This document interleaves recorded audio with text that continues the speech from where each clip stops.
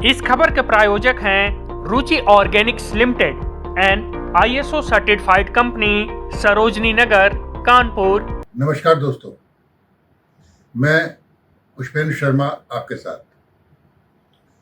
पिछले वीडियो में हमने बात की थी कि 4 राज्यों में चुनाव होने वाले हैं और किस तरह से देश की राजनीति को प्रभावित करेंगे, आगे क्या होगा, भारतीय जनता पार्टी दक्षिण में अपनी एंट्री कर पाएगी, बंगाल में क्या करेगी, इन पर हमने चर्चा की थी।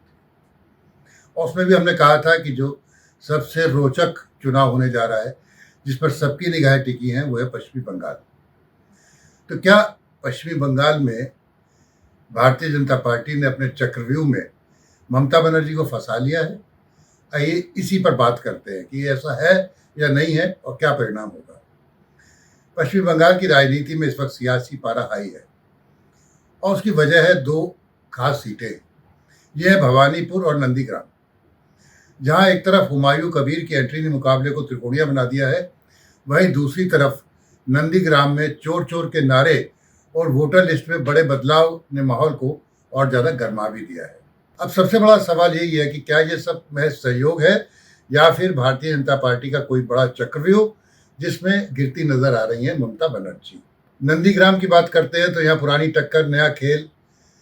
और आपको याद होगा कि 2021 का नंदीग्राम चुनाव क्या हुआ था, अब भी चर्चा में है। जब आमने सामने थे ममता बनर्जी और शुभेंदु अधिकारी। ममता बनर्जी को 1,08,808 वोट मिले थे, जबकि शुभेंदु अधिकारी ने 1,10,074,764 वोट हासिल किए थे और ममता बनर्जी को 1,956 वोटों से हरा दिया था।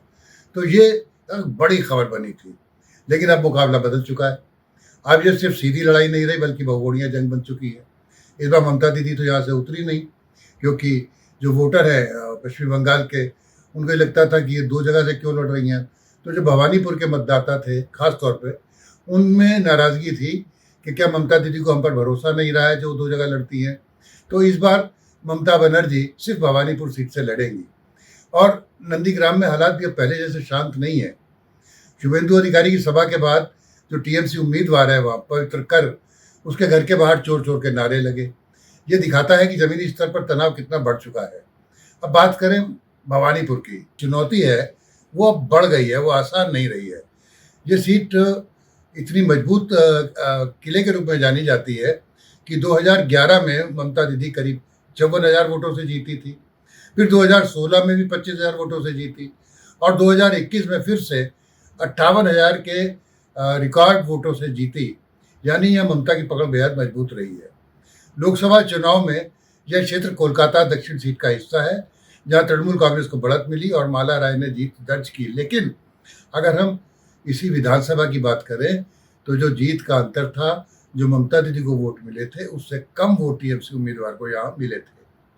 अब यहाँ पे गेम चेंजर आ गया है, वो है हुमायूं कबीर। और इस कहानी का सबसे बड़ा ट्विस्ट भी यही है। हुमायूं कबीर कौन है? वो जिसने बाबरी मस्जिद का ऐलान कर वहाँ हंगामा मचा दिया, खड़ा कर दिया।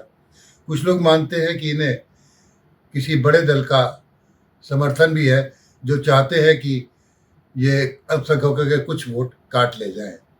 और हुमायूं कबीर की आम जनता उन्नयन पार्टी की, उन्होंने भवानीपुर से पूनम बेगम को उम्मीदवार बनाया है, जबकि नंदीग्राम से शाहिदुल हक को। यानी मुकाबला अब त्रिकोणीय है। वोट बैंक पर अगर हम असर की बात करें तो भवानीपुर में मुस्लिम और अल्पसंख्यक वोट निर्णायक माने जाते हैं। अब सवाल ये है कि क्या इस वोट बैंक में सेंध लगेगी? अगर हाँ, तो नुकसान TMC को और फायदा भारतीय जनता पार्टी को। विश्लेषकों का ये मानना है कि छोटी पार्टियां जैसे हुमायूं कबीर की पार्टी है, वो भले जीते नहीं, लेकिन 2 से 5% या 6% वोट काटकर भी वो पूरा खेल बदल सकती है। इसी तरह से नंदीग्राम में भी बहुकोणीय मुकाबला है। नंदीग्राम में पहले से ही BJP, TMC, वामदल और ISF मैदान में है और अब नई पार्टी की एंट्री हो गई है।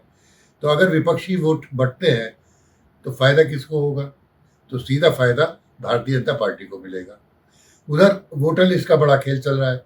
चुनाव आयोग अलर्ट मोड में है। करीब 30 लाख नामों का हटने की बात हो रही है। सप्लीमेंट्री लिस्ट रात में जारी की गई है, जिसको लेके अभी सबको जानकारी भी नहीं मिल रही है। तो इन सब का सीधा असर चुनावी गणित पर पड़ेगा। अब सवाल ये है कि क्या ये सब सोची समझी रणनीति है? क्या ये एक ऐसा चक्रव्यूह है जिसमें ममता बनर्जी को घेरने की कोशिश हो रही है? फिलहाल देखिए, इसका कोई ठोस सबूत नहीं होता और समीकरण बदलते भी रहते हैं। छोटे दलों की एंट्री है, वोटर लिस्ट में बदलाव है, जमीनी तनाव है। ये साफ बता रहा है कि इस बार की लड़ाई आसान नहीं है। भवानीपुर और नंदीग्राम की जंग अब सिर्फ वोट की नहीं, बल्कि सियासी वर्चस्व की लड़ाई बन चुकी है। अब देखना होगा कौन इस चक्रव्यूह को तोड़ेगा और कौन इसमें फंस जाएगा। मिलेंगे एक नए वीडियो के साथ, लेकिन आपसे एक रिक्वेस्ट, अगर आपने अभी तक चैनल को सब्सक्राइब नहीं किया है तो कृपया सब्सक्राइब करें, लाइक करें, शेयर करें, हमें फीडबैक दें और मिलेंगे एक नए वीडियो के साथ। तब तक के लिए नमस्कार, धन्यवाद।